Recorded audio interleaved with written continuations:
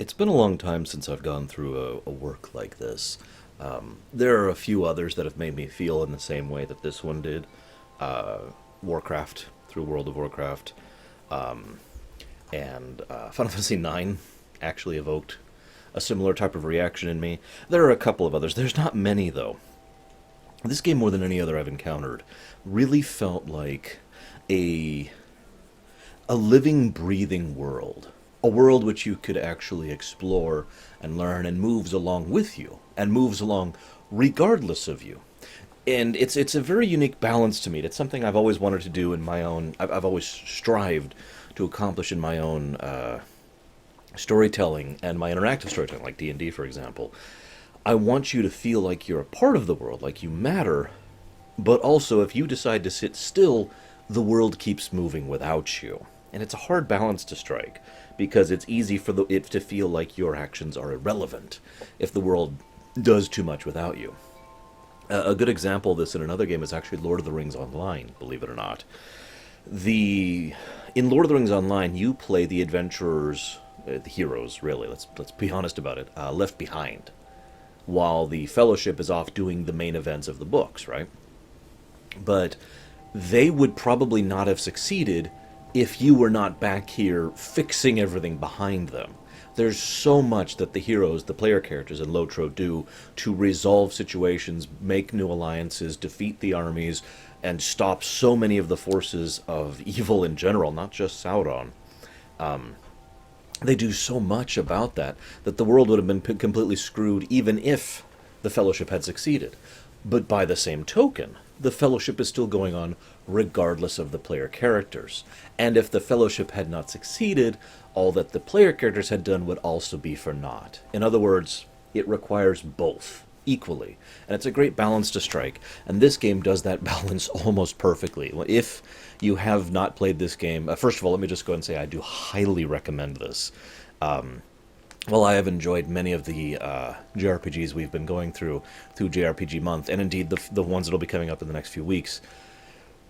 This game is huge, first of all, and second of all, was just a treat for me. However, I do have to admit that a lot of that is because of that world-building nature. This is building the game, which is, again, the point I'm trying to reemphasize here. But if you play through this game, let me get to my point. Talk to everyone. Talk to every NPC. Re-talk to them after significant events have happened. Follow along with their stories as you're going along through it.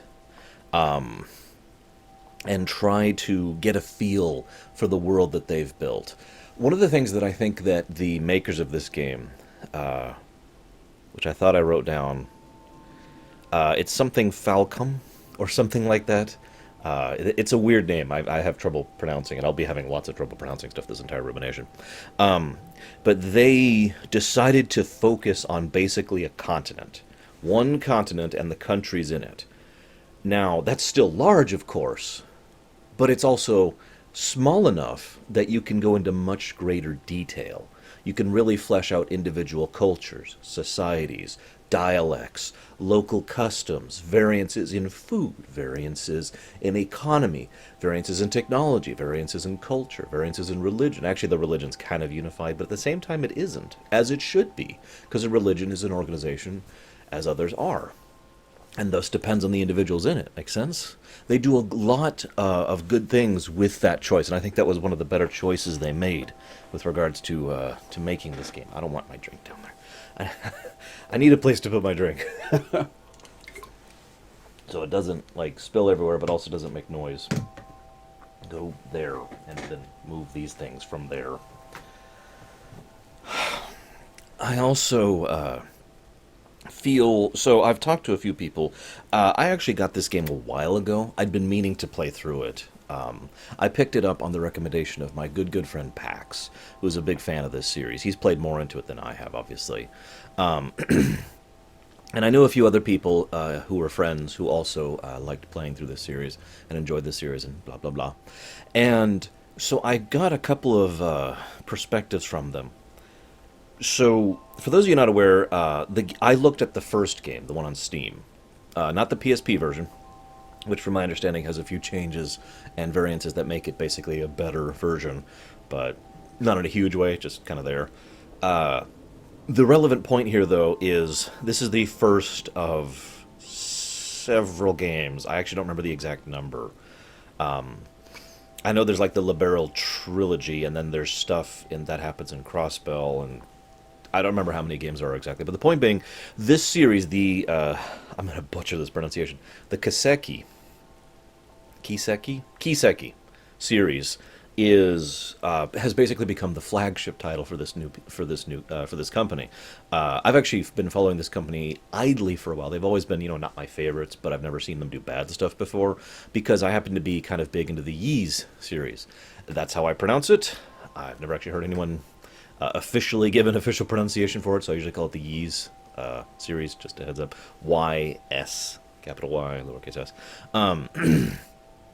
But the relevant point here is this game feels a little bit like StarCraft 2 syndrome. Let me explain what I mean by that.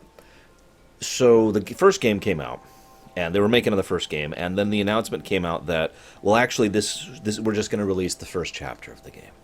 And there was the natural, understandable uproar about that, just like there was with StarCraft 2, and with several other games I can mention. To use a more recent example, FF7, the remake, I can't say if it's proper or not, because it hasn't come out yet, so we don't know. But the FF7 remake, there's also been outrage about that for the exact same reason. AKA, oh, so we have to buy the game multiple times because you want to nickel and dime us. And that is a valid concern, because that has happened in the past. But I call this StarCraft 2 syndrome, because when the base game came out, when this game came out, Legend of Hero Trails in the Sky, first chapter 1, it is by itself an entire game. Now, there are some people who would disagree with me on this point, but I would argue that Wings of Liberty was the same thing. Wings of Liberty was an entire, full, and complete game, and thus, worthy of being divvied up, such as it was. Whether the other two are not, I know is a lot trickier of a thing, but I know more people tend to like Wings of Liberty. But of course, everyone's going to disagree with me on this. That's fine. Ignore StarCraft 2. Let's not talk about that. Let's instead talk about this game, which is pretty unequivocally, undeniably an entire full game, despite the fact that it's Chapter 1 of the original game. Now, the reason for this, I've had a really, really hard time finding behind-the-scenes information from this company. Usually I can find interviews and discussions with the creators, stuff like that, and I usually immerse myself in that whenever I do a rumination of a given work. In this case, I found very, very few things, but the one big thing I found was that the creators said that they wanted to make the game. And they were working on it, and they'd been working on it for a significant period of time. I don't know exactly how long. I would estimate years, like a couple of years, when they realized the enormity of what they were doing. I would understand this because I've had the exact same feeling where it's like, I want to make this, and then you start working on it, and you realize that it's this huge project you're not going to get done in time, so to speak. And they realized the only way to actually make this feasible was to release it in chunks. And then, so they released Chapter 1, the one we're talking about today, and, Chapter 2 came out, and the third came out, and all that other stuff came out.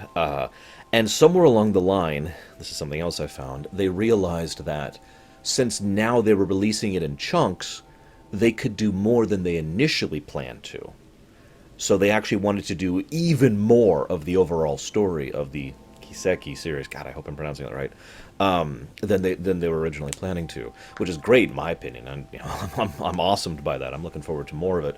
Also, this is not exactly new.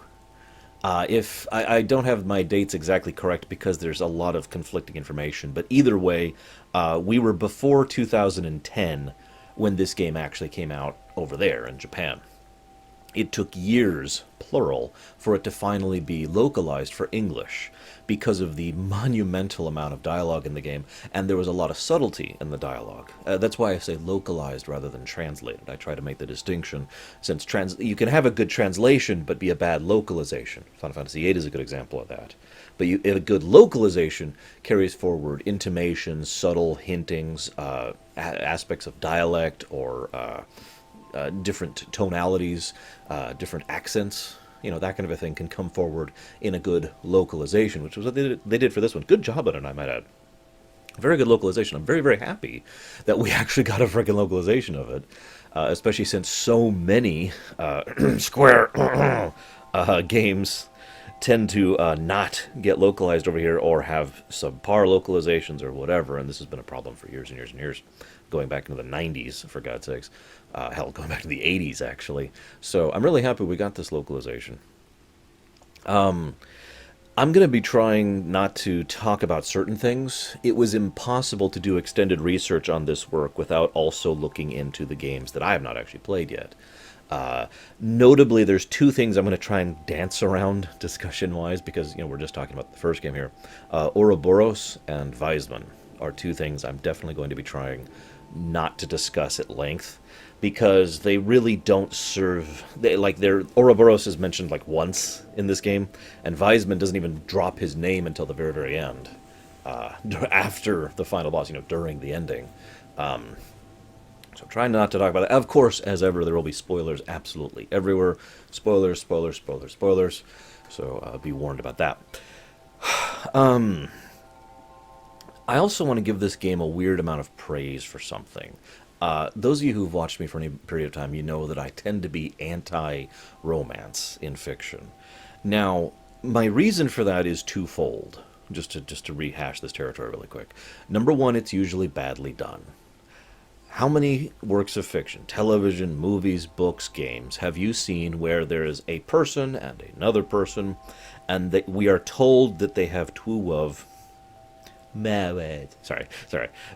We are told that they have, that they are a couple, and that, this is your designated love interest. There's a reason that term exists, designated love interest, where there's no actual chemistry, there's no actual attempt to write a relationship.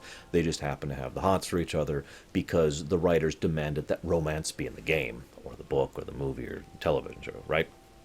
How many times have we seen that, right? It's a very common thing, and I'm kind of sick of it. If you're going to have a romance, I've said this about something. If you're going to kill a character, if you're going to bring a character back from the dead, if you're going to write in a new character, if you're going to do something, right, or have a romance in your written work, do something with it. Do it right, damn it. At least try to do it right. At least try to do something with it. The second reason I tend to not like romance in my thing is just I'm just not interested in that. I don't want to hear about these two people and how they have this wonderful relationship. That's great and all.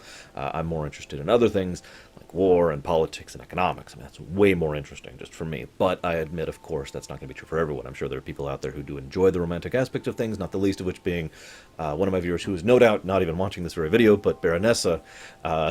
And I bring her up specifically because of the whole Dragon Age Inquisition thing with the Empress. I still feel bad about not getting that across correctly. If I ever do a full playthrough of Inquisition, I'm going to make sure that those two end up together. But anyways, that being said, this game does something surprisingly sense-make with Estelle and Joshua. Now, the two are fairly obvious romantic connection, main character JRPG things. The only real alteration to the dynamic being the fact that Joshua is presented as if he's the main character and he's the cool, calm, calculating, frankly a little robotic kind of a person, which makes sense given what we know. And Estelle is the hot-headed, charge, Goku type of character. I would actually make a strong argument that Estelle is actually the main character, but I want to talk about her a little bit more in a moment. So those are the two main characters. They are not brother and sister. They are not even step-brother and sister. I bring this up because you would not believe how many times other people have brought this up whenever I went looking into things, especially in forums about this game, talking about how this game is promoting incest and blah, blah, blah, blah, blah. While I will freely admit the idea of those two being together made me go, at first, when I actually thought about it for a moment, it made sense. And this is where I'm going with this. Because, first of all, the two were not together at a young age, which has the I forget what it's called effect come into place. In other words, if you have two kids at a young age who are raised together, they will treat each other as if brother and sister regardless of blood ties, okay? Obviously, there is no blood relation. In fact, they're not even the same nationality. And even though Cassius, has adopted Joshua, the two have never actually treated each other as brother and sister at any point in time. So it's not really incest if you don't see the person as your sibling in any way and there is no blood connection, So I hate to be on that side of the argument, but I do agree that there's no incest involved here. This is speaking someone as someone who actually has a sibling and finds that thought absolutely horrendously disgusting. As the old quote goes, people who fantasize about having romantic relationships with a sibling do not have a sibling in real life. In other words, the idea being that if you did, you would understand why that's just. Bleh. So it makes sense. That makes sense. I'm with that. But more to the point, they gave a very solid, strong reason for these two to become connected to each other on a romantic level, in addition to being connected to each other in general. You have two people who are entering the later years of their puberty, who are teenagers, okay? So already you've got all that emotional chemical thing. And they acknowledge this. This is something I wish FF8 had done a little better. I hate to pick on FF8, but FF8 didn't really hit on that point as much as it should have. These are teenagers. Think about what you were like as a teenager. Or if you are still a teenager, think about what you're like right now. Think about how many emotional issues you have, chemical instabilities, and all those other things that happen to us when we go through puberty. I'd quote Eddie Izzard here, but most people probably wouldn't get it. You get the point, though, right?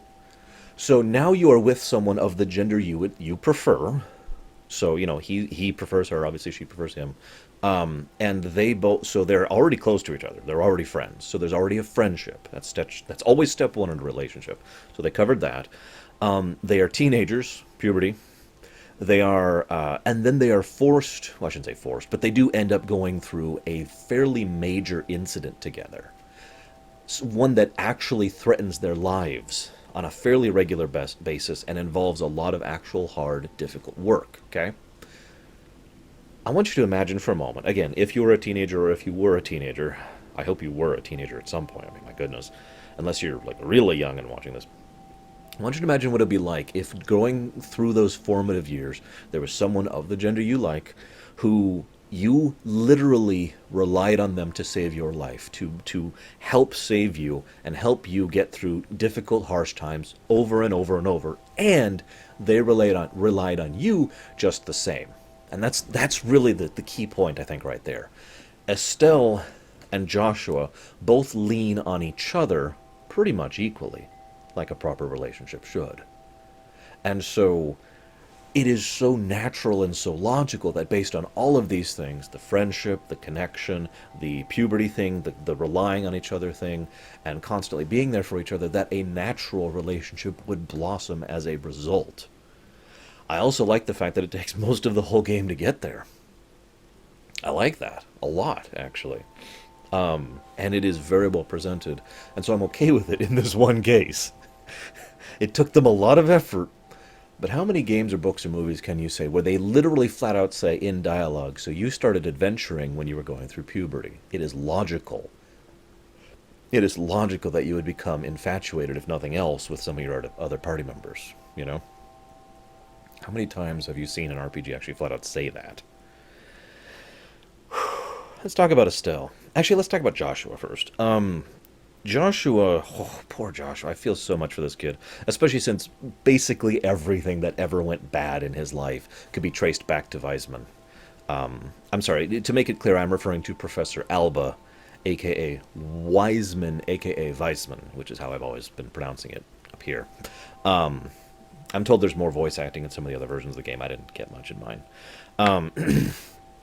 So Weisman is almost directly responsible for almost everything that ever went wrong with Joshua. The poor kid had his life ruined and destroyed, his family wiped out, and, barely capable of surviving, became emotionally dead inside, and at the point at which he really needed someone to be there for him, to help him overcome those issues and grow to become a better person, he was taken in by a madman who reprogrammed him through his mental manipulative powers in order to be a freaking killing machine. Oh my God. And it's so logical knowing that, looking at Joshua and seeing all the things he does, replaying this game, which I hope to do someday. Yeah, right. It's a really long game, but I would love to replay this game with new perspective and really reanalyze all the things that he did and how he acted and how he felt. Because looking back, I'm sure some of you had the same reaction. Looking back, it's like, oh yeah, no wonder he was acting this way, or no wonder he said this, or no wonder he picked up on this. And there's so many little tidbits that make sense knowing who and what and why Joshua is. But Other than that, the thing I found most engaging about Joshua is he was the thinker. And I mentioned that again. I maybe it's just me, but I find it to be such a rarity in a game that you have a character that could be defined as the thinker, someone who is really thinking for themselves, someone who is really putting the pieces together, and someone who is, and this is the most important part, paying attention. It was Joshua, after all, who said, "How did you know this room was here, Colonel?" Just to name one example of that. And of course, he is the one who put the pieces together on Professor Alba, even before even before Weisman actually revealed himself and did the, you know. But let's talk about Estelle before we move on. Estelle, I would argue strongly, is actually the main character of this game. I say that not to be disingenuous towards Joshua, but rather the fact that I feel Estelle more naturally fits the core of the overall narrative. All of the events happening throughout the course of this game, and I'll talk about this more at the end here, I've got a note down there about that, all revolve around her life. Joshua is certainly a part of that life, and several other people are as well. But this is ultimately her life and her journey. That's why I say her as the more main character. She more fits the archetype of the main character because her path through this game is her journey into becoming herself, whereas Joshua is more about rediscovery and then the determination to do something about what has happened to him. She is the one actually growing, learning, evolving, changing, and becoming whoever it is she will eventually become. Make sense? Furthermore, as I mentioned before, she's kind of more the hot-headed Goku type of character. Rah, good! And, I mean, she screws things up so many times, it's actually kind of funny. But it is worth noting that both she and Joshua, and of course their various comrades, who I'm not really going to name in full. I mean, there's Olivia and Tita and Algerd or something like that. Algron, God, I can't remember his name. All the comrades, they hold their own. They're not exactly novices. But I don't want to talk too much about it. Let's talk about Richard. Colonel Richard, the villain, the bad guy. I almost lament the fact that there was mind manipulation involved. After reanalyzing it, I think the mind manipulation wasn't fully mind control in his case. In other words, I don't think Weisman actually mind controlled the Colonel into making him do all the horrible things, all the villainous acts he does in this game. I think the Colonel and the Intelligence Division both were actually motivated by genuine patriotism and genuine desire to help their country at any cost. And Richard himself certainly had basically reached the despair event horizon, the point where he honestly felt that there was no way Liberal could actually function, being in such a weaker position to all the other countries around them.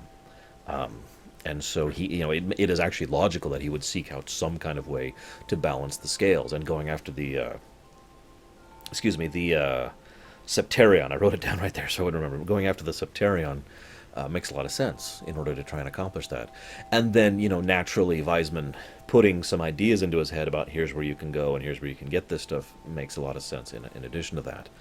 It is possible he was just mind controlled from the beginning, but I like this idea more because it fleshes him out more as a character and it makes him an interesting villain, or I should say, it makes him an interesting antagonist without making him a villain. I would argue that he is not evil, weird as that may sound. A well-intentioned extremist, certainly, and someone who is willing to do deplorable acts, but no maliciousness, no evil intent, no, I'm out for myself, no selfishness, no desire to hurt, that kind of a thing.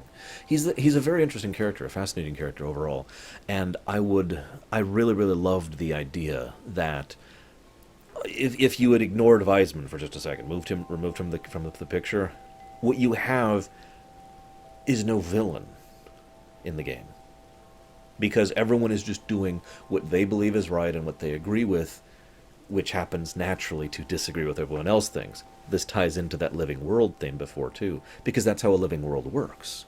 That's how a fully fleshed out setting, living, breathing setting works. Different people, different perspectives, different desires, different beliefs, different ideologies, and all of that conflicts with each other. You don't have to be I will kill you in order to be an antagonist, and I like that. It's rather sophisticated is actually the word I want to use. I also love how Richard had such a strong belief in Cassius. Based on what I've seen, that belief is valid and invalid at the same time. We're going to kind of shift and talk about Cassius here. So he is an utter badass. He might actually be the biggest badass in the setting, even from what I've seen in future games. Um, There's a man who chopped off a robot's arm with a staff. Just to name one thing he did. But seriously, though, for a moment. The thing I like about Cassius, though, is it would be very, very easy for him to be a Mary Sue character, if not for the fact that they go very far out of their way to flesh out his character to the point where, even though he is a total badass, he has actual personality under it. It's what I'm going to start trying to refer to as the Orin effect. Orin was a total badass, but there was a person under that badass, too. You know what I mean? A very flawed, a very weak, actually, and a very complicated person underneath the badassery. And that's the same thing with Cassius. He is someone who does not see himself as particularly skilled or competent. He is someone who constantly chastises himself, especially after the incident with his wife. He is someone who doesn't even believe that he is a linchpin, even though he is. And he is someone who makes mistakes constantly. I like that. I would say something controversial here, but I don't want to step into that pile right now. All I want to say, though, is that it is very telling of Cassius that one of the major plots by Weisman was to engineer an entire other adventure in another country just to get Cassius out of the situation, because he also believed Cassius would be a wrench in, a wrench in the gears, so to speak, And I think he would have been, absolutely. The other thing I want to point out, and this again ties into our theme overall once again, it I've had some people talk about, especially in forums, I read a few forums about this game, some people talk about how they felt like their adventures were marginalized. Like, the two main characters and all the characters had done all that they had done, and they accomplished nothing, basically. Cassius had to come in and be the real hero, that you were junior heroes compared to him. I agree with that last point, because you are junior heroes compared to him. He is the badass who has much more experience and much more skill than you. You are still developing. That's kind of the point, actually. This is the beginning of your journey, right? At the same time, despite that fact, the main characters do accomplish a fairly large number of things in this game, ignoring the main plot against Richards. And they also manage to defeat one of the frickin', I don't know how to pronounce this at all, the Reviers, the Reveries, I have no idea how to pronounce that. The robot things, without, with some of Cassius help, but they still managed to defeat it. And they still managed to track down the Colonel, and they still managed to stop all the other little plots. They have accomplished a great number of things, and I don't think that should be marginalized. Furthermore, I think, again, this ties into the living, breathing world theme, because Cassius was having his own adventure, separate from you. Not every adventure has to be part of the same thing, right? Now, this is kind of spoiling, so this is your chance to mute me for like 20 seconds, but last warning. It is worth noting that several of the adventures do appear to actually be connected to each other thanks to Ouroboros, but you can unmute me now.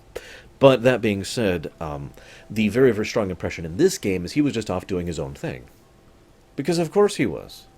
What do you think an NPC is going to do? Just sit around and wait for you to do all the adventuring by yourself? That would feel more like a video game than it would a living, breathing world, wouldn't it?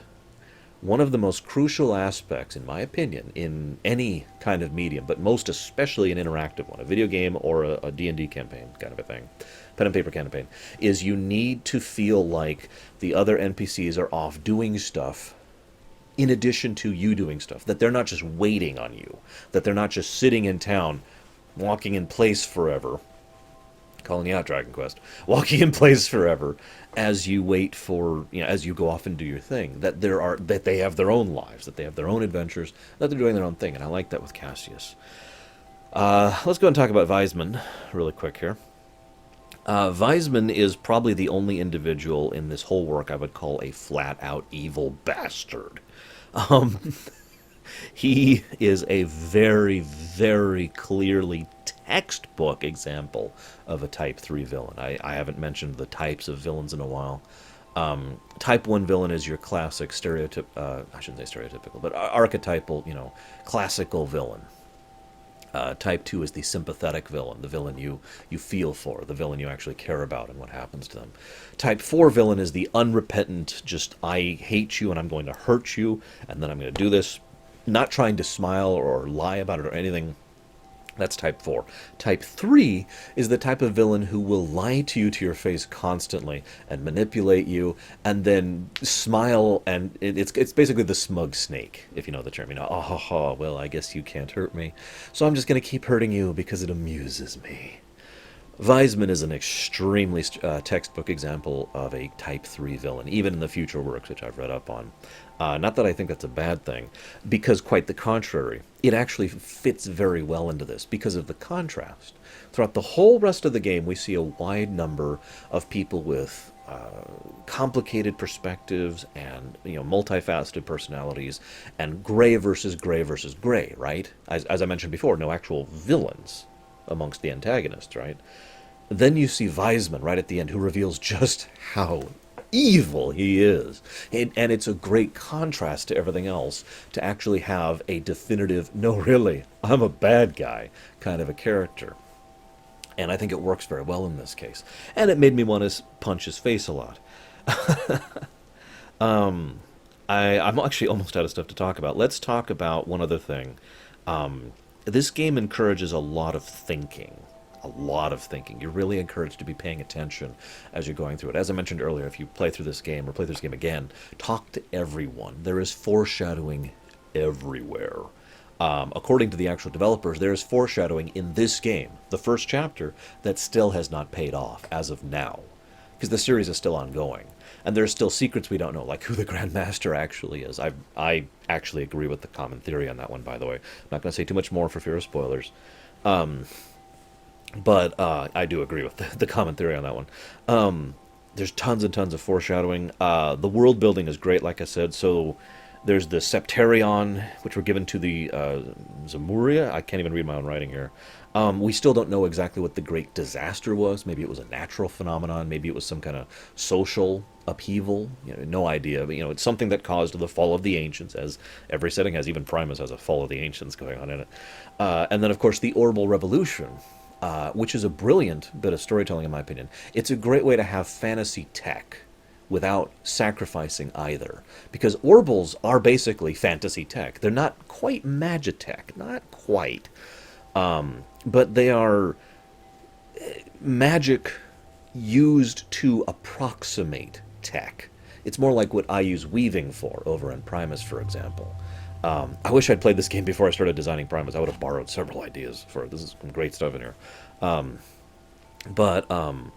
And it is worth noting that tech still exists, and tech is also considered universally inferior to the orbal magic, right? In fact, that's actually a plot point later on with regards to the king. I don't want to talk about that.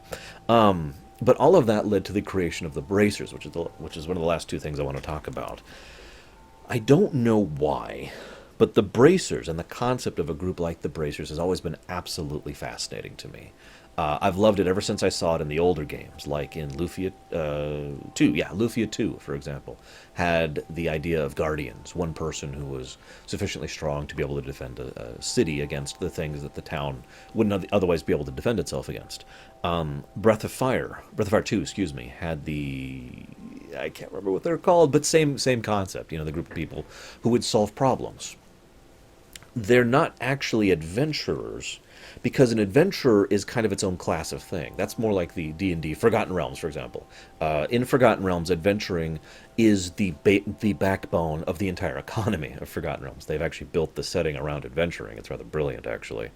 But an adventurer is someone who goes out usually on their own to accomplish stuff. They might get a quest hook, or they might be on a quest arc, but the adventurer is self-motivated. The bracers and their kind of thing, they're more fix-it men and women, excuse me. They are people whose entire purpose is, well, I need you to clean my house. I need you to rescue my cat. I need you to kill an entire cave of monsters.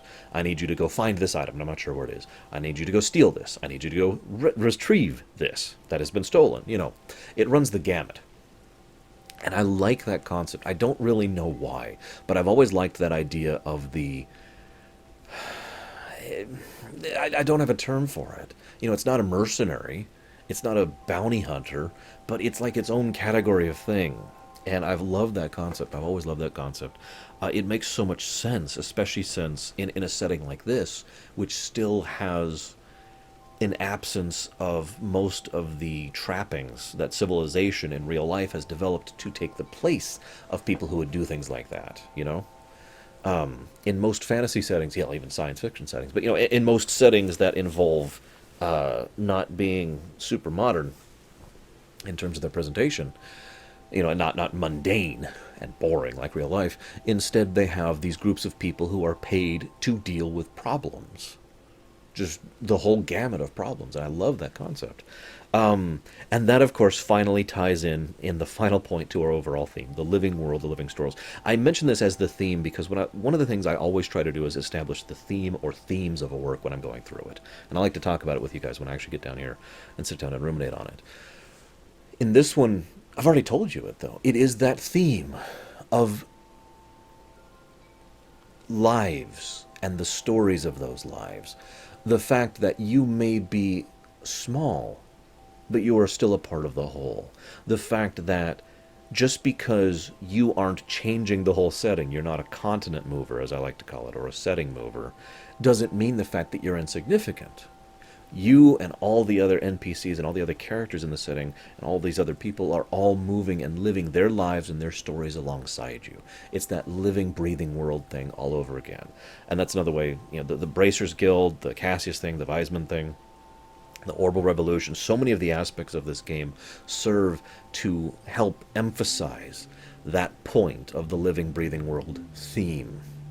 The idea that this is a civilization of so many different people all living their lives alongside everyone else.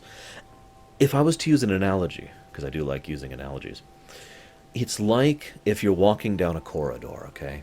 And as you're walking by, you glance in a window and you see some stuff going on. And that window gives you a peek into their life, whatever is they're going on, whatever they're doing in there. You're doing your own thing in this corridor, but each window as you pass, there's this family and they've got this issue, and then you move on, and their life keeps going on without you, and your life keeps going on without them. But you pass by and you get that glimpse of what's going on in their lives, and then you see the next window, you get another glimpse of someone else, and then the next window, and you get another glimpse of a third group of people. It's very, very well presented. I hugely recommend this game to anyone who hasn't played it. Otherwise, I'm going to go ahead and chop this off, guys. See you next time.